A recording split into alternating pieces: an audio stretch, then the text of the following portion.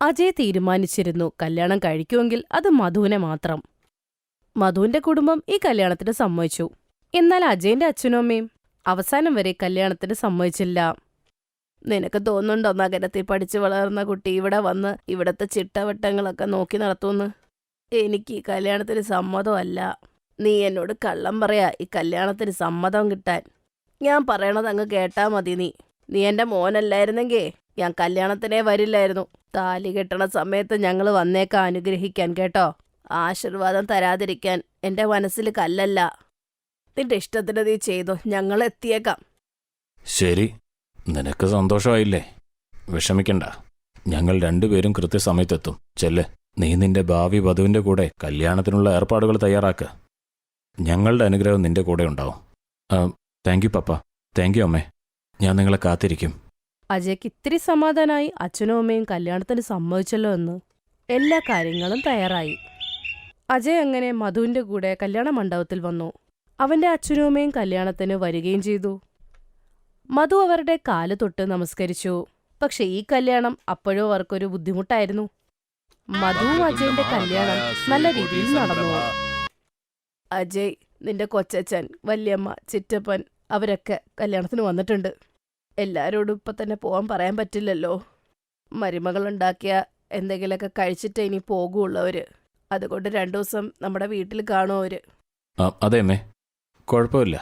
എൻ്റെ ഫ്ലാറ്റ് വലുതാണ്, എല്ലാവർക്കും ഇവിടെ കഴിയാം. ശരി, അപ്പോൾ കല്യാണം കഴിഞ്ഞ സ്ഥിതിക്ക് വീട്ടിലേക്ക് പോവാം. ശരി അച്ഛാ, ഞാനിപ്പോൾ തന്നെ തയ്യാറാവും. അജയ് മധുവിന്റെ അച്ഛനോട് സംസാരിക്കും. അങ്ങനെ എല്ലാവരും കാറിൽ അവന്റെ ഫ്ലാറ്റിലേക്ക് വന്നു ചേരും. അടുത്ത 2 ദിവസം അവന്റെ ഫ്ലാറ്റിൽ ഇവരെല്ലാം താമസിക്കും. ഇത് നിന്റെ ആദ്യത്തെ അടുക്കളയാ. ഇവിടെ എല്ലാരും നീ ഉണ്ടാക്കിയത് കഴിക്കാൻ വന്നതാ. നാടൻ കറികൾ വേണം ഇവിടെ ഉണ്ടാക്കാൻ. അതും അടുപ്പത്ത് വേണം, കേട്ടോ? നീ നഗരത്തിലൊക്കെ താമസിച്ചതാ. അവിടത്തെ ആഹാരമൊക്കെ ഉണ്ടാക്കാറിയാവുന്നത് ഗ്യാസിൽ. എനിക്കിച്ചിരി പേടിയുണ്ട് ആ കാര്യത്തില്. എനിക്ക് നിന്നെ സഹായിക്കാൻ പോലും പറ്റില്ല ഈ കാര്യത്തിൽ. അടുക്കളയിലെ എല്ലാ കാര്യങ്ങളും നീ തന്നെ ഒറ്റയ്ക്ക് ചെയ്യണം.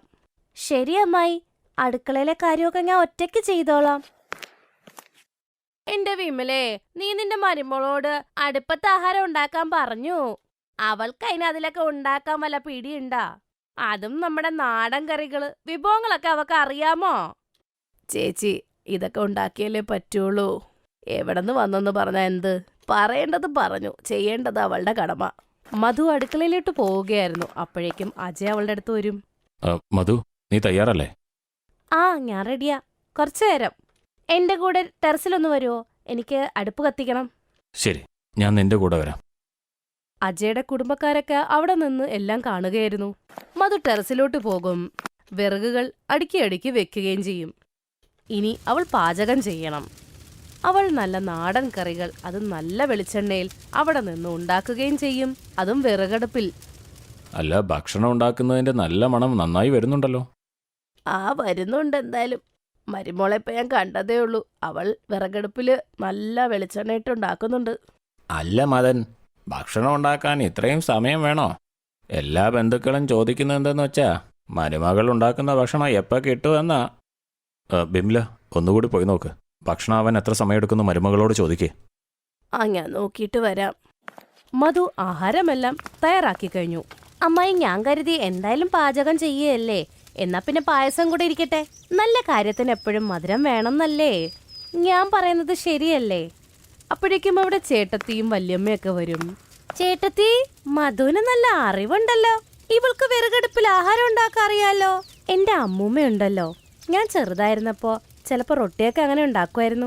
അമ്മൂമ്മ ചെയ്യണ കണ്ട് ഞാനും പഠിച്ചിട്ടുണ്ട് ഇതൊക്കെ. പിന്നെ ഫോണിൽ നോക്കി നമുക്കിതൊക്കെ പഠിക്കാവുന്നതേ ഉള്ളൂ. എന്ത്? ഫോണിൽ നോക്കിയോ? അതെങ്ങനെ? അത് ഫോണിൽ ടൈപ്പ് ചെയ്ത് കൊടുത്താൽ മതി. നമുക്ക് എന്താണോ പഠിക്കേണ്ടത് അത് അപ്പം തന്നെ അത് പഠിപ്പിക്കുകയും ചെയ്യും.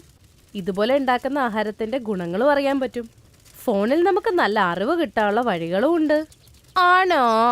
ഈ വിറകടുപ്പിലുണ്ടാക്കുന്ന ആഹാരത്തിന്റെ ഗുണമൊക്കെ എന്താ? ഞങ്ങൾക്കും പറഞ്ഞുതാ മോളെ. വിറകടുപ്പിലുണ്ടാക്കുന്ന ആഹാരത്തിന്റെ രുചി നിങ്ങൾക്കറിയാം. ഇതിന്റെ ആരോഗ്യ ഗുണങ്ങളും നിങ്ങൾക്കറിയാം. വിറകടുപ്പിലുണ്ടാക്കുന്ന ആഹാരത്തിന്റെ രുചി മാത്രമല്ല, അത് ശരീരത്തിന് നല്ലതും കൂടെയാണ്. വിറകടുപ്പിലുണ്ടാക്കുന്ന ആഹാരം പോഷക ഗുണങ്ങൾ കൂടുതലായിരിക്കും. അത് നമ്മുടെ ആരോഗ്യത്തിന് നല്ലതും കൂടിയാണ്. അതുകൂടാണ്ട് പയ്യെ പയ്യെ ഉണ്ടാക്കുന്നത് കൊണ്ട് തന്നെ ചപ്പാത്തിയാണെങ്കിലും മൃദുവായിട്ടിരിക്കും, ചവയ്ക്കാനും അത് എളുപ്പമാണ്. അതുകൊണ്ട് വിറകടുപ്പിലുണ്ടാക്കുന്ന ചപ്പാത്തി ഇടയ്ക്ക് തിന്നണം, അതിന് നല്ല ഗുണമുണ്ട്. ഞാൻ തീരുമാനിച്ചു, ഇതെന്തായാലും ഇവിടെ തന്നെയല്ലേ ഇരിക്കുന്നത്, ആഴ്ചയിൽ ഒരു ദിവസം എന്തായാലും വിറകടുപ്പിൽ തന്നെ ഉണ്ടാക്കാം. അതുകൊണ്ട് തന്നെ നമ്മുടെ ആരോഗ്യം നന്നായിരിക്കും. മധുവിനെയും മധുവിന്റെ സംസാരത്തിനെയും പാചകത്തിനെയും എല്ലാവർക്കും ഒരുപാട് ഇഷ്ടമായി. വിറകടുപ്പിലുണ്ടാക്കിയ ആഹാരം എല്ലാവരും സ്വാദിഷ്ടപൂർവ്വം കഴിക്കുകയും ചെയ്തു. അവള് പറയുന്ന എല്ലാ കാര്യങ്ങളും ശ്രദ്ധിക്കാനും തുടങ്ങി. അവളുടെ ഈ സ്വഭാവം കണ്ട് അമ്മായിയമ്മയ്ക്കും അമ്മായി അച്ഛനും അവളെ ഒരുപാട് ഇഷ്ടമായി. അവരവളെ സ്വീകരിക്കുകയും ചെയ്തു.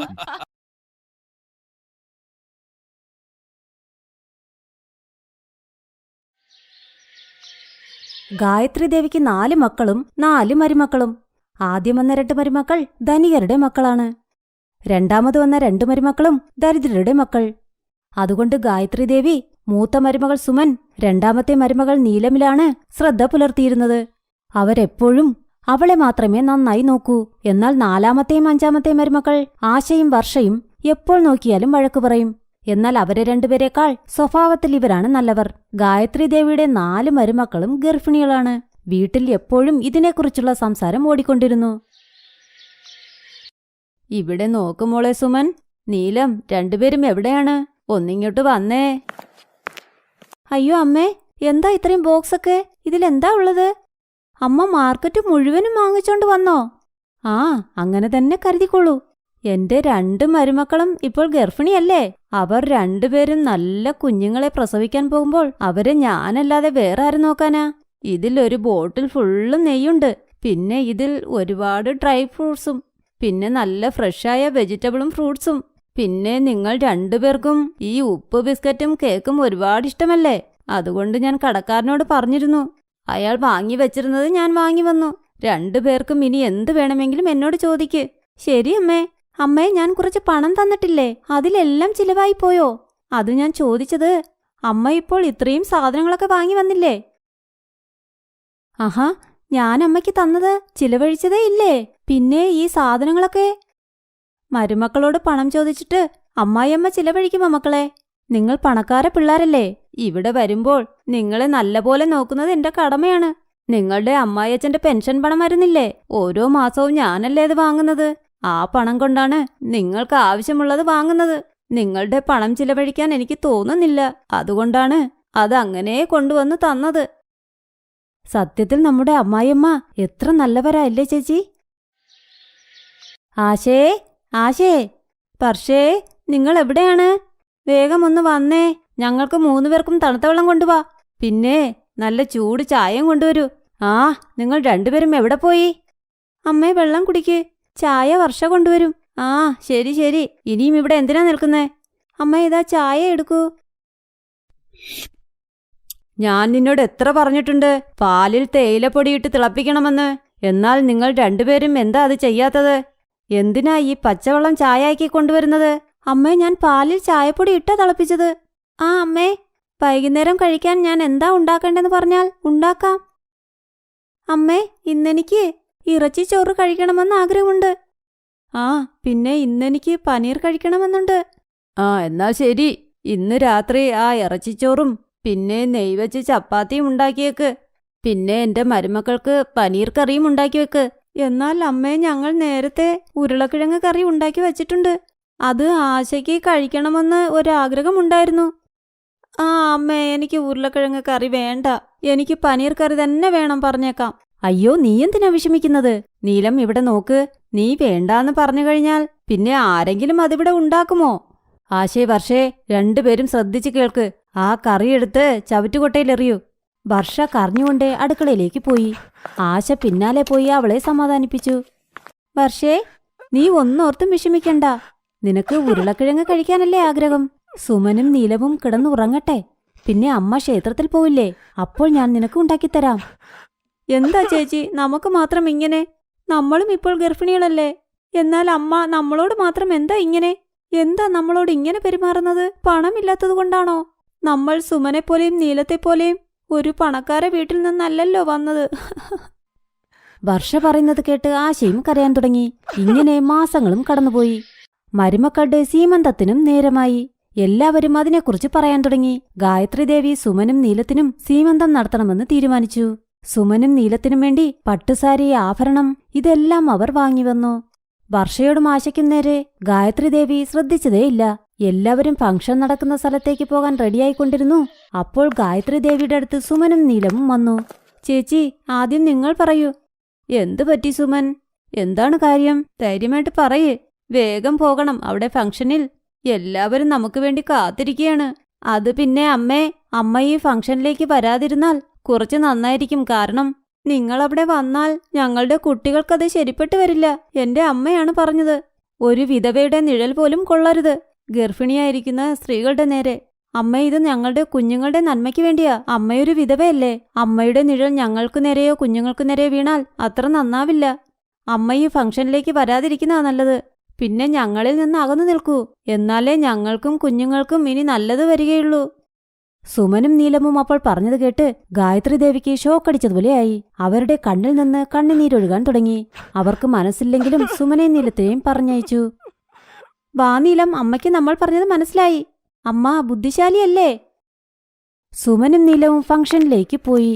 എന്നാൽ കുറച്ചുനേരം കഴിഞ്ഞപ്പോൾ കണ്ടു ഗായത്രി ദേവി അവിടെ തന്നെ നിൽക്കുന്നത്.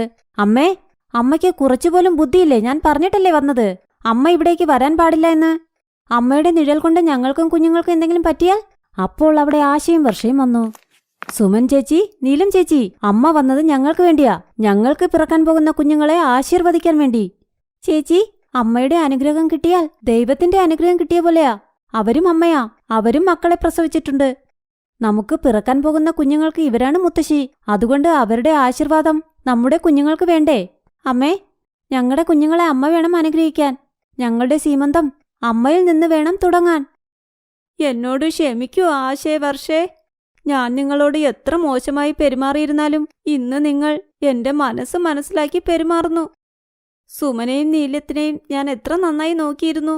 എന്നാൽ അവരിപ്പോൾ എന്നോട് ചെയ്യുന്നത് കണ്ടോ? അവർ പണക്കാരെ വീട്ടിലെ പിള്ളേരായതുകൊണ്ടല്ലേ. അങ്ങനെ പറഞ്ഞ് ഗായത്രി ദേവി നന്നായി കരയാൻ തുടങ്ങി. അമ്മേ, കരയണ്ടെന്നേ. വരൂ, നമുക്കെല്ലാവർക്കും ചേർന്ന് ഈ ഫംഗ്ഷൻ നടത്താം. ഗായത്രി ദേവി ആശയും വർഷയും രണ്ടുപേരെയും കെട്ടിപ്പിടിച്ചു. അന്നു മുതൽ ആശയും വർഷയും ഗായത്രി ദേവി വളരെ നന്നായി നോക്കി. 4 മരുമക്കളെയും ഒന്നുപോലെ കണ്ടു. അവരവരുടെ ജോലി അവരവർ തന്നെ ചെയ്യണം. 2 വലിയ മരുമക്കൾ പണക്കാരു വീട്ടിലെ പിള്ളേരാണെങ്കിലും ഇവിടെ മരുമക്കളല്ലേ. 4 മരുമക്കളും ജന്മം നൽകിയ മക്കളെയും ഒരേപോലെ തന്നെ ഗായത്രി ദേവി നോക്കാൻ തുടങ്ങി. ഇത് കണ്ട് ആശയും വർഷയും രണ്ടുപേരും സന്തോഷിച്ചു. Thanks for watching.